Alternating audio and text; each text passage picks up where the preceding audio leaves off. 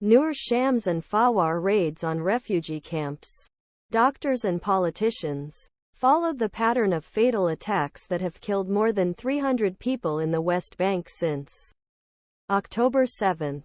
Fawwar occupied West Bank night when wounded began to come to government hospital in Tulkarem. Wounded. Dr. Iyad Al-Akqad, the medical director of the hospital, said that 6 were critical wounds. Israeli forces entered the camp, entered several houses and threw at least 2s, including an industrial facility. Israeli troops are usually accused of not allowing ambulances to reach wounded immediately in both occupied West Bank and Gaza Strip. This was what happened. He says witnesses and doctors a 2-hour delay in which Subman bleeds. When they were brought to Al-Akqad's hospital, he was too late to save them. 6 have joined a balloon list by Israeli soldiers and illegal settlers since October 7, when a Hamas attack on southern Israel has not been limited to Gaza, while the attacks killed more than 21,000 in Gaza. Israeli soldiers and settlers more than 300 in the West Bank.56 were killed. Shortly after of 6 victims of Israel in Nur Shams early from the 27th of December. Several other Palestinians who were injured from the attack were brought to government hospital.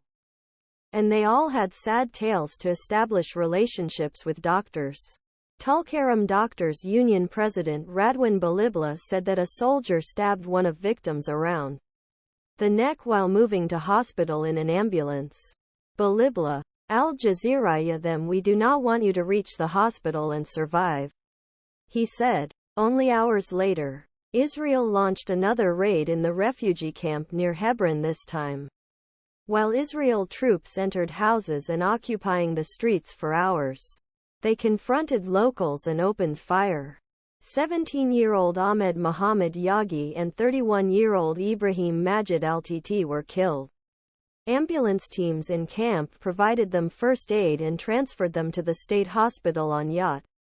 But as a result of critical injuries, in an interview with Representative of Conquest Movement in Fawwar camp, Muhammad Abu Esh said that camp of Israeli forces almost daily storms the Israeli army closed entrances to camp since October 7 and prevented entrance and exit of Palestinians.